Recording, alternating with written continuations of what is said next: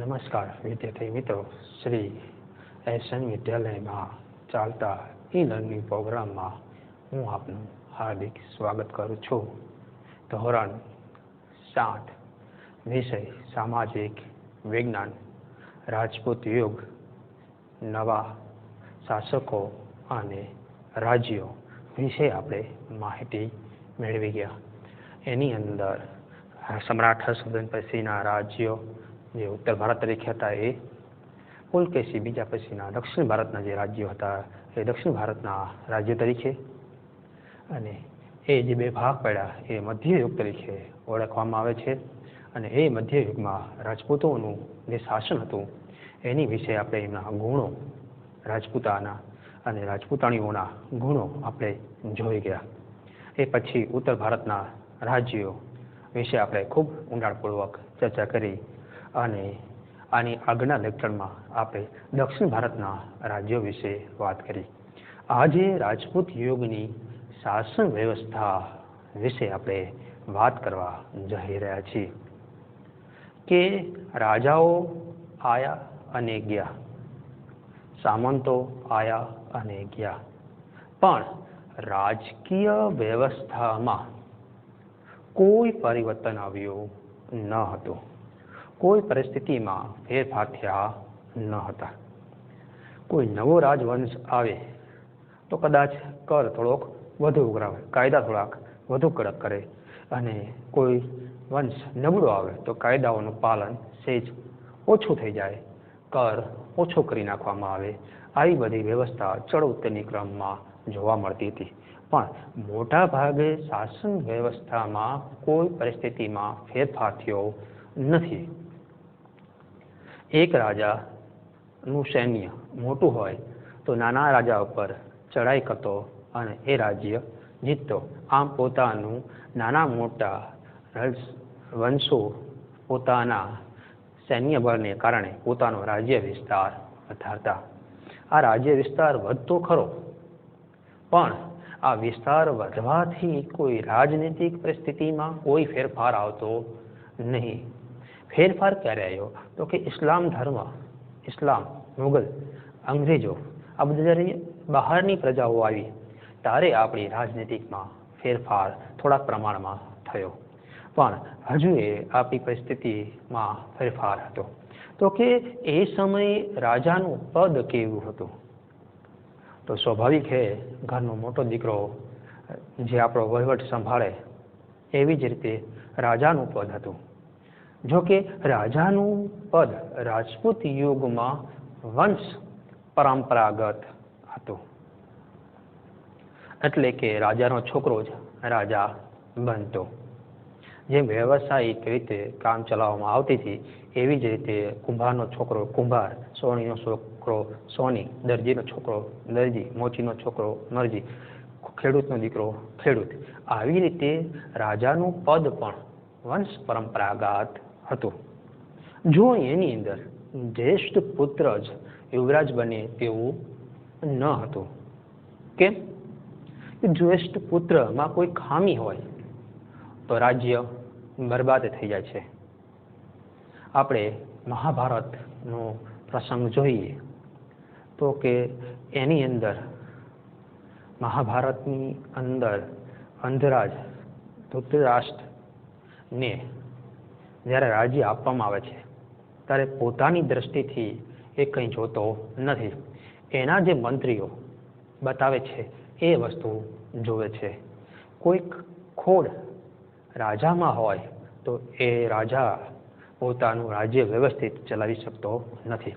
એટલે એવું કહેવામાં આવતું કે રાજાની અંદર 32 ગુણો હોવા જોઈએ. 32 ગુણો સંપન્ન હોય તો જ રાજા રાજપદ શોભાવી શકે અને એનો લાંબો સમય સુધી એ વંશ ચાલી શકે. જોવા જઈએ તો મોટા ભાગે રાજાઓને 1 રાણી, 2 રાણી, 3 રાણી, ઝાઝી રાણીઓ હતી. હવે એમાંથી જે પહેલો પુત્ર હોય એ રાજાનો ઉત્તરાધિકારી હોય. પણ ઘણીવાર ઘણા પુત્રો એક સાથેના સંજોગો વસાત જન્મ થયો હોય, અથવા તો એક સરખા બહાદુર ગુણો ધરાવતા હોય તો યુવરાજ પસંદ કરવામાં આવતો. જોકે મોટાભાગે રાજા જ પોતાનો પુત્ર માંથી એક પુત્રને યુવરાજ ઘોષિત કરી દે અને એ આગળ જતા રાજા બને અને એ આખો રાજનો કારોબાર સંભાળે. આવી જ રીતે આપણે જોવા જઈએ તો કે ભીષ્મ પિતાને જે યુવરાજ ઘોષિત કર્યા હતા અને એમની પિતાની ઈચ્છા ખાતર એ એમને યુવરાજ પદ છોડી દે છે અને એમના ભાઈઓને યુવરાજ પદ સોંપે છે. એનું પરિણામ આપણે મહાભારતમાં જોઈ ગયા છીએ કે લાયક હોય અને યુવરાજ પદ આપવામાં આવે તો કોઈ વાંધો નથી, કારણ કે એ એની પ્રજાને સાચવી લેશે. પણ જો લાયક નહીં હોય તો એ વસ્તુ ઉચિત બનશે નહીં. તો કે યુવરાજ પસંદ કરવામાં લોકો પણ ક્યાંક ક્યાંક ફાળો હતો એવું જોવા મળતું, અથવા તો રાજ દરબારીઓનો ફાળો હતો અથવા તો મંત્રીઓનો ફાળો પણ હતો એવું ક્યાંક જોવા મળે છે. ઘણીવાર લોકો રાજાઓની સ્પર્ધા યોજતા હતા અને એમાંથી સર્વશ્રેષ્ઠ જે સાબિત થાય એને એ રાજગાદી સોંપતા હતા. ભારતમાં એવા ઘણા બધા કિસ્સાઓ જોવા મળશે. હવે એક રાજાને 6 સંતાન હતા. બહાદુર હતા, કુશળતા, દ્રષ્ટિ ધરાવતા હતા, પણ છતાંય એને એક સૈનિકના છોકરાને રાજગાદી યુવરાજ ઘોષિત કરે છે કે મારી પછીનો આ રાજા આ. ત્યારે એમના રાજપુરોહિતો હોય ત્યારે પ્રશ્ન પૂછે છે મહારાજને કે મહારાજ, તમે તમારા 6 દીકરામાંથી કોઈને પણ રાજા બનાવી શકતા હતા, પણ શા માટે તમે આ સૈનિકના છોકરાને પસંદ કર્યો? તો મહારાજ કહે છે કે મારા છોકરાઓ ગુણવાન હતા, પણ જેટલા રાજપદ માટે ગુણ જોઈએ એટલા એમની પાસે નહોતા. આ સૈનિકના છોકરા પાસે ઘણા બધા ગુણો હતા, એટલે 32 ગુણો સંપન્ન હતો, એટલે મેં એને મારું રાજ આપ્યું છે અને મારી પ્રજા સુખી થાય છે.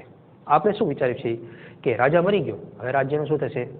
ના, ઘણી જગ્યાએ રાજા નવા પસંદ કરવામાં આવતા સ્પર્ધાઓ દ્વારા અને એ પછી નવો વંશ ચાલતો હતો. તો આવું કુમારપાળ મંત્રીઓએ પસંદ કર્યો હતો કુમારપાળને રાજગાદી માટે. તો કાશ્મીરના યશસ્કરને બ્રાહ્મણોની સભાએ એની પરીક્ષા લઈને એને રાજા ઘોષિત કર્યા હતા. આવા તો ઘણા બધા ઉદાહરણો ભારતમાં ભરેલા છે કે રાજવંશના નહોતા છતાંય એ નવો રાજવંશ બનાવવા માટે અથવા તો એ રાજવંશમાં જોડાઈ જાય છે. દત્તક લીધેલા પુત્ર તરીકે યુવરાજ ઘોષિત કરવામાં આવે છે. આવા તો અનેક ઉદાહરણો છે. પણ એ સમયે જો રાજા ગુણવાન હોય તો વાત જુદી છે, પણ ઘણીવાર એ રાજ્યનો કારોબાર ચલાવવા માટે અન્ય મંત્રીઓને નિમતા. એમાં નાણામંત્રી, વિદેશ મંત્રી, સુરક્ષા મંત્રી, આરોગ્ય મંત્રી એવા બધા મંત્રીઓની નિમણૂક કરવામાં આવતી જેને ખ્યાલ રાખવામાં આવતો. હવે એમાંથી અમાત્ય અને સચિવોનું મંત્રાલય ઊભું કરવામાં આવતું. મંત્રીઓના એ સમયે રાજપૂત યુગમાં 2 પદો હતા, અમાત્ય અને સચિવો.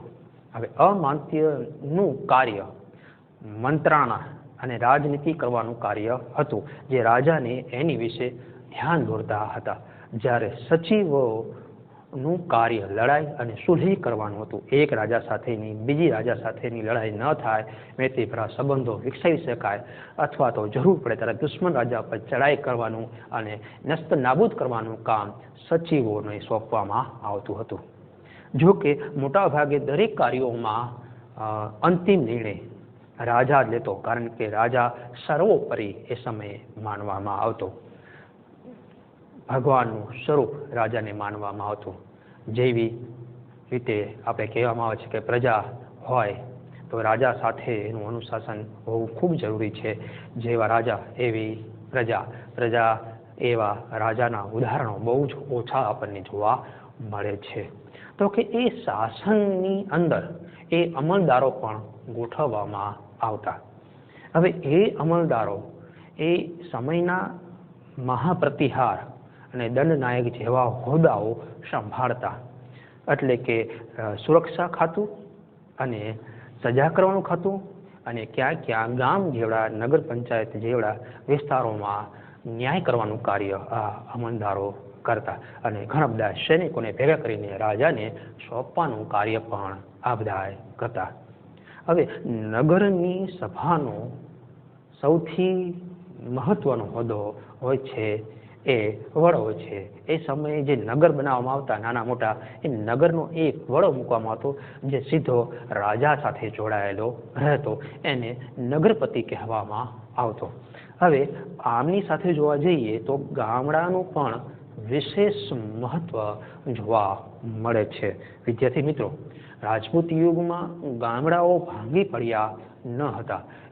એમનું સંસ્થા સંઘ જે વિકાસ થયો હતો એ એવો ને એવો રહ્યો હતો. હવે મુઘલ કાળમાં પણ ગ્રામ પંચાયતનું યથાવત રહ્યું હતું, જેના સમયે અંગ્રેજો એ ગ્રામ પંચાયતને ભાંગી નાખવાનો પ્રયત્ન કર્યો હતો. એ ગામડામાંથી જે બધી વસ્તુ ઉત્પન્ન થતી એ નગરો અને શહેરો તરફ જતી. હવે જે શહેરોમાંથી બધી વસ્તુઓ ઉત્પન્ન થાય છે એ ગામડાઓ નગરો તરફ પ્રસ્થાન નાના નાના તરફ કરી રહી છે. એટલે કે ઉલટી ગંગા વહેવાનો પ્રયત્ન કર્યો. ઉત્તરની જેમ દક્ષિણ ભારતમાં ગ્રામ પંચાયતને જ મહત્વ આપવામાં આવતું. પંચ પરમેશ્વર કહેવામાં આવે છે. 5 જણા ભેગા થાય એટલે એ સાચો નિર્ણય લેતા હોય છે. ગામ એ હાથીનો પગ માનવામાં આવે છે. ધારે એ કરી શકે, જે ધારે તો રાજાને મદદ કરીને દુશ્મન રાજા પર ચડાઈ કરીને એને જીતાવી પણ શકે છે, અને ડેગો કરીને દુશ્મન રાજાને મદદરૂપ થઈને પોતાના રાજાને પણ હરાવી શકે છે. તો ગ્રામ પંચાયતને સ્વતંત્રતા વધુ આપવામાં આવી હતી. એ સમયે કહી શકાય કે ઉત્તર ભારતની જેમ દક્ષિણ ભારતમાં પણ ગ્રામ પંચાયતોમાં મુખી કે સરપંચ, પ્રમુખ, ચૌધરી જેવા નામો આપવામાં આવતા હતા. કેટલીક બાબતોમાં ગ્રામ સભા ન્યાય પણ આપતી.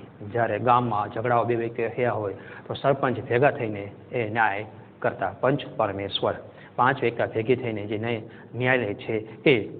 પરંતુ રાજ્યના શાસનમાં જો ગ્રામ પંચાયતે આપેલો ન્યાય એને ન લાગે તો એ રાજા પાસે જઈને ન્યાય માગી શકતો હતો. એને સ્વતંત્ર આપવામાં આવી હતી. એટલે ન્યાયતંત્રનો સર્વોચ્ચ વડો રાજા પોતે હતો.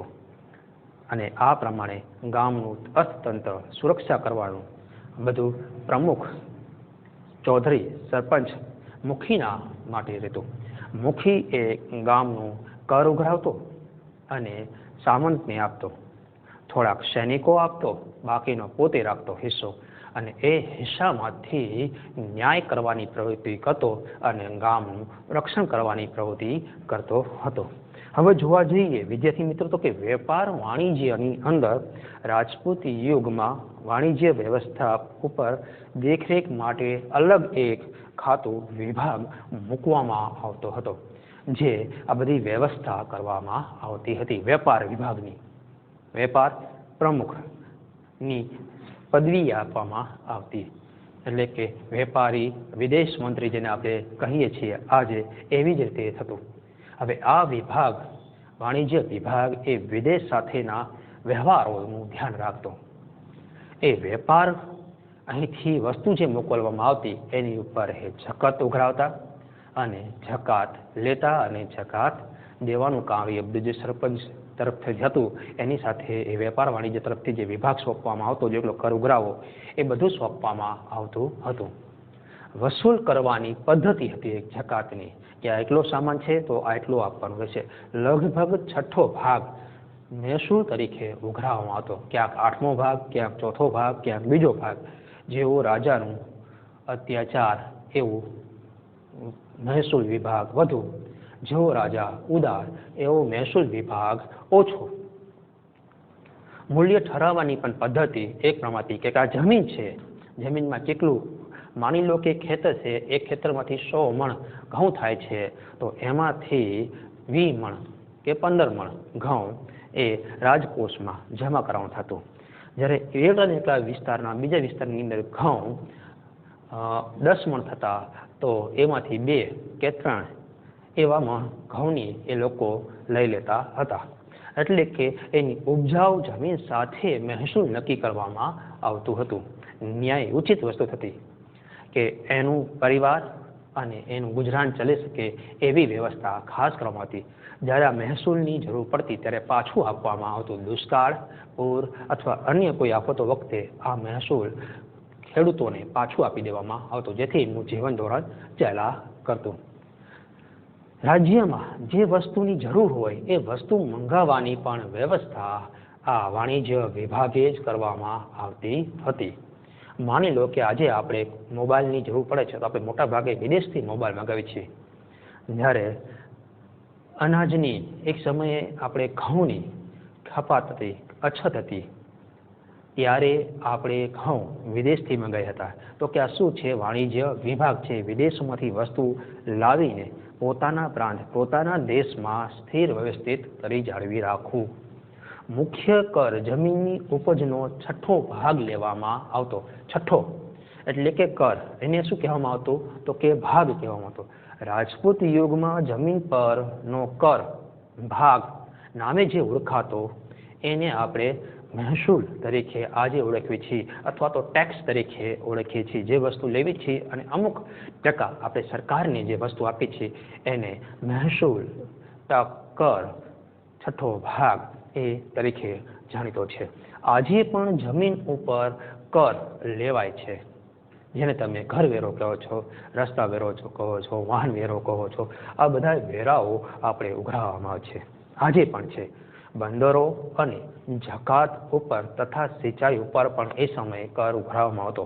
આપણે જાણીએ છીએ કે નદીના વિસ્તારોની પાણીની વહેંચણી માટે અવારનવાર યુદ્ધો થતા રહેતા હતા, એટલે એના સાચવવા માટે એ પણ કર ઉઘરાવવામાં આવતો. આ સમયે દરિયાઈના વેપાર માટે ગુજરાત સૌથી આગળ હતું, જેના હાથમાં ગુજરાત એ અખૂટ સંપત્તિનો માલિક ગણવામાં આવતો હતો.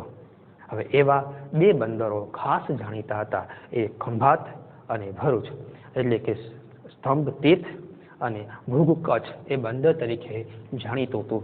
સુરત પણ પ્રાચીન આપણું બંદર તરીકે જાણીતું છે.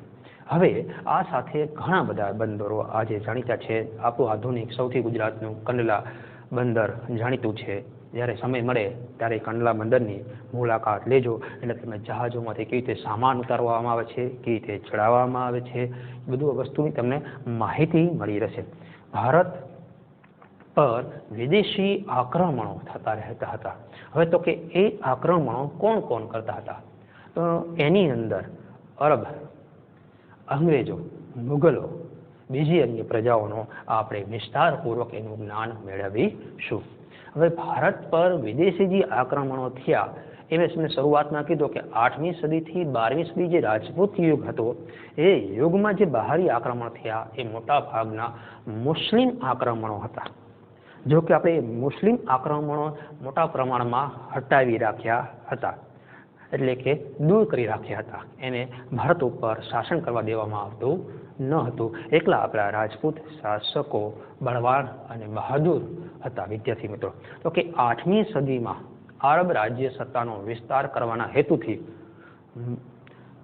ત્યાંના સુલતાનો ભારત ઉપર પશ્ચિમ તરફથી આવીને, એટલે કે રાજસ્થાનનું રણ વિસ્તાર અથવા તો કાશ્મીર તરફનો વિસ્તાર અને ગુજરાત તરફના જે બધા અડીને આવતો હતો એ વિસ્તાર, કચ્છનો વાળો આપણે જે અખાત ગણવી છે એ વિસ્તારને ત્યાંથી ને એ લોકો આવવાનો પ્રયત્ન કરતા હતા અને એ લોકોએ આક્રમણો કરેલા. તો એ આક્રમણો આપણે વ્યવસ્થિત જવાબ આપીને એમને હરાવ્યા હતા. તો કે વાયવ્ય ખૂણામાંથી લશ્કર વારંવાર આક્રમણ કરતું ભારતની વૈભવ વિલાસ જોઈને. હવે આ વૈભવ વિલાસ એ આપણા મોટા ભાગે મંદિરો, મહેલો, જાહેર સ્થળો ઉપર ખર્ચવામાં આવતું નાણું એ બહારના રાજ્યોના અથવા તો વિદેશી પ્રજાઓને ખૂબ આકર્ષિત કરતું હતું. હવે એ સમયે જોવા જઈએ તો મોહમ્મદ ગઝનીએ ઈસવીસન 1000થી ઈસવીસન 1026 સુધીમાં અનેક વાર ભારત ઉપર ચડાઈ કરી અને અઢળક ધન ભારતમાંથી લૂંટીને લઈ જતો. આંધીની ઘોડે ભારત ઉપર આવતો, નવા રાજ્યો ઉપર આક્રમણ કરતો અને એ રાજ્યોનું છીનભીન કરતો અને અહીંથી ખજાનો, સોનું, હીરા, મોતી, ચાંદી અને એને જોઈતી જે વસ્તુ, ઘોડા, હાથી, ઊંટ, એ બધી વસ્તુઓ પોતાની સાથે લઈ જતો. અઢળક ધન સંપત્તિની લૂંટફાટ ચલાવતો હતો. મોહમ્મદ ગઝનીની ચડાઈનું મુખ્ય કારણ અઢળક સંપત્તિ ભારતની મેં કીધું હતું ને કે ભારત સોનાની ચિડિયા તરીકે ઓળખવામાં હતી, એટલે કે હાચન સોનું નહોતું, પણ અહીં કોઈ કિંમત નહોતી. દૂધની, ઘીની નદીઓ વહેતી, મતલબ પાણી માગો અને કોઈક તમને દૂધ પાઈ દે, એ વૈભવ સુવર્ણ યુગ. કે 1 રૂપિયો માગો અને તમને 1000 રૂપિયા આપે એવું વસ્તુ. હવે રાજાના વખાણ કરવામાં આવે અથવા કોઈ સંગીતકાર ગીત ગાઈને એના વખાણ કરતો હોય અથવા ગીત સારું ગાતો હોય તો સોના મોહરો ઉલારવામાં આવતી. તો એ વૈભવ જોઈને એમની આંખો અંજાઈ જઈ અને એ ભારતને કંગાળ લૂંટવા માટે અનેક વાર ચડાઈઓ કરતા. એક વખત ચડાઈ કર્યા પછી જ્યારે બીજી વાર ચડાઈ કરતો ત્યારે વધુ તાકાત, વધુ સૈન્ય, વધુ હથિયાર સાથે ભારત ઉપર એ આક્રમણ કરતો. હવે જ્યારે ભારતમાં આ રાજપૂતો આ મુઘલોનું અટકાવી તો શકતા, પણ એ સમયે કોઈ એકબીજાને સાથ આપવાનો પ્રયત્ન કરતા ન હતા. જો કોઈ વ્યક્તિને સાથ આપ્યો હોત તો કદાચ ભારતમાં મુસ્લિમ રાજ્ય સ્થાપિત થયું ન હોત.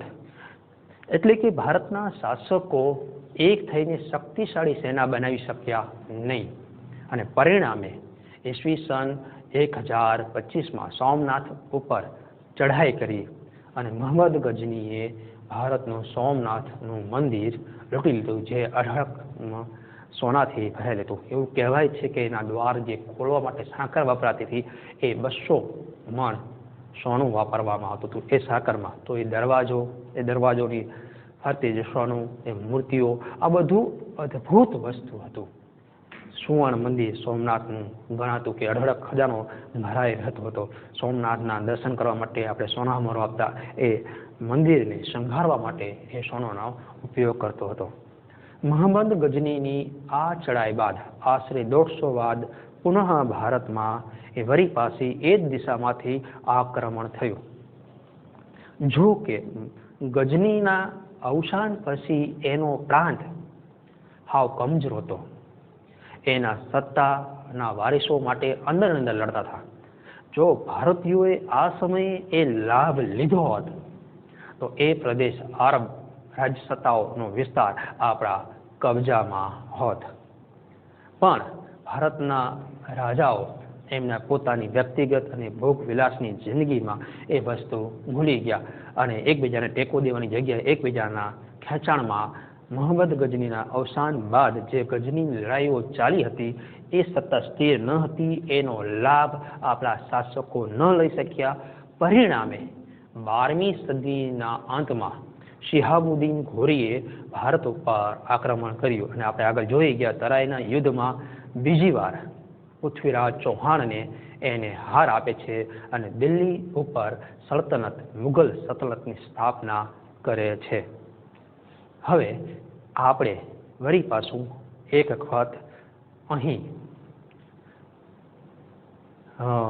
પ્રશ્નો મગજમાં દોહરાવીએ, કારણ કે રાજપૂત યુગની શાસન વ્યવસ્થા તમને વિદ્યાર્થી મિત્રો 5 માર્ક્સમાં પૂછાય છે. તો તમારે એમાં લખવાનું શું હોય છે તો કે રાજપૂત યુગની શાસન વ્યવસ્થામાં રાજપૂત યુગમાં વિવિધ રાજવંશોનું શાસન હતું, પણ એ રાજવંશો આ સમયમાં શાસકોમાં, રાજવંશોમાં, રાજનીતિક પરિસ્થિતિમાં કોઈ ફેરફાર કરતા ન હતા. બીજો પોઈન્ટ છે રાજાનું પદ અથવા તો એનું પદ માટેની વ્યવસ્થા. તો કે રાજાનું પદની વ્યવસ્થા માટેનું વંશ પરંપરાગત પદ હતું. રાજાનો પુત્ર જ રાજા બનતો, અથવા કે રાજાનો પુત્ર, જ્યેષ્ઠ પુત્ર, મોટો પુત્ર યુવરાજ બને અને એ જ યુવરાજ પછી એ રાજા બનતો. રાજા પોતાના પુત્રમાંથી યુવરાજને પસંદગી કરતા અને એ રાજા પાછળથી એ બીજા રાજાને પ્રજા માટે સોંપતો જતો હતો. ઘણીવાર દરબારીઓ, લોકો અને મંત્રીઓ રાજાની પસંદગી કરતા હતા પરીક્ષા લઈને અને પછી કહેતા કે આ અમારો રાજા, જેમાં કુમારપાળ અને કાશ્મીરના રાજાનું વિશેષ છે.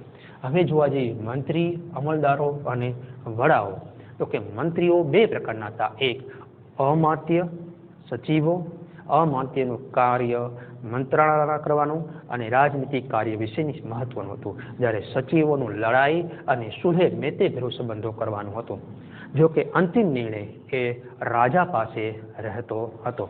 હવે આ સમયના અમલદારો દંડનાયક, ન્યાય રક્ષક વિભાગ આ બધાનું સોંપવામાં આવતા હતા. દ્વારપાળ તરીકેનો રક્ષક વિભાગ કે જે વિસ્તારની રક્ષણ કરવામાં આવતો. હવે નગરનો મોટા ભાગના સભાઓનો જે વડો હતો એને નગરપતિ કહેવામાં આવતો હતો. હવે રાજપૂત યુગમાં ગ્રામીણ સંસ્થાઓનું મહત્વ પણ વિશેષ જોવા મળે છે. મુઘલ કાળમાં જે ગ્રામ પંચાયત હતી એ અંગ્રેજો સમયે જોવા મળતી ન હતી. અંગ્રેજોએ ગ્રામ પંચાયતને વેરવિખેર કરીને એટલે કે ભાંગીને ભૂકો કરી નાખી. ઉત્તરની જેમ દક્ષિણમાં પણ ગ્રામ પંચાયત ગામડાઓને આધીન રહેતું હતું. તેનો વડો મુખી, સરપંચ, ચૌધરી, ગામધણી તરીકે ઓળખાતો. ઘણી બાબતમાં એ ગામડાઓનું રક્ષણ કરવાનું, ગામમાં સભા કરવાનું, ગામમાં ન્યાય કરવાનું કામ કરતો હતો. પરંતુ રાજ્યમાં સૌથી વ્યવસ્થિત રીતે સર્વોચ્ચ વડો ન્યાયતંત્રનો એ રાજા ગણવામાં આવતો હતો. તો તમને આ પોઈન્ટ જરા મગજમાં દોહરાવશો એટલે તમને અહીં આ 5 માર્ક્સ તમને રોકડા મળશે. ભારત પર વિદેશી આક્રમણ એ પણ તમારે 8મી થી 12મી સદીમાં કયા કયા સુલતાનોએ આક્રમણ કર્યું, એ સુલતાનોને કયા કયા રાજાઓએ અટકાવી રાખ્યા. એમાં મોહમ્મદ ગજની જે 1000 થી 26 સદીમાં અનેકવાર ચડાઈ કરે છે, સોમનાથનું જે મંદિર લૂંટે છે, અને એના મૃત્યુ પછી 150 વર્ષ સુધી છે વિદેશી આક્રમણમાં કોઈ આપણે ભારતનો આરબ રાજ્ય પર આક્રમણ નથી કરતો. અને એના કારણે એ લોકો જ્યારે સત્તા સ્થિર થાય છે વળી પાછા એ આપણી ઉપર આક્રમણ કરે છે. 12મી સદીમાં શિહાબુદ્દીન ઘોરી આક્રમણ પૃથ્વીરાજને હરાવે છે અને મુગલ સત્તાની સ્થાપના કરે છે. તો એવી જ રીતે જોવા જઈએ વિદ્યાર્થી મિત્રો તો કે વેપાર વાણિજ્ય વિભાગમાં રાજપૂત યુગમાં વેપાર વાણિજ્ય વ્યવસ્થા પર દેખરેખ રાખવા માટે એક અલગ વિભાગ રાખવામાં આવતો હતો. આ વિભાગ વિદેશ ખાતાનો વેપાર ઉપરની જકાત વસૂલ કરવાની અને વસૂલોનું મૂલ્ય ઠરાવવાની અને રાજ્યનો ઉપયોગ થતી વસ્તુઓ વગેરેની વિકાસ કરવાની કાર્ય પ્રવૃત્તિ કરતો. આ ઉપરાંત કર ઉઘરાવવાનું અને એ કર રાજાને સોંપવાનું અને એ ઉપરાંત સ્તંભતીર્થ, ખંભાત, બંદરો એટલે કે ભરૂચ જેવા વિદેશો સાથેનો વેપાર અહીંથી થતો હતો. તો આવા પોઈન્ટ તમે પરીક્ષામાં યાદ કરીને દોહરાવીને લખી શકશો એટલે એના વિશે તમે વિસ્તારથી લખી શકશો. અહીં આપણે રાજપૂત યુગ, નવા શાસકો અને રાજ્યો પાઠ પૂર્ણ કરીએ છીએ. નમસ્કાર, જય હિન્દ.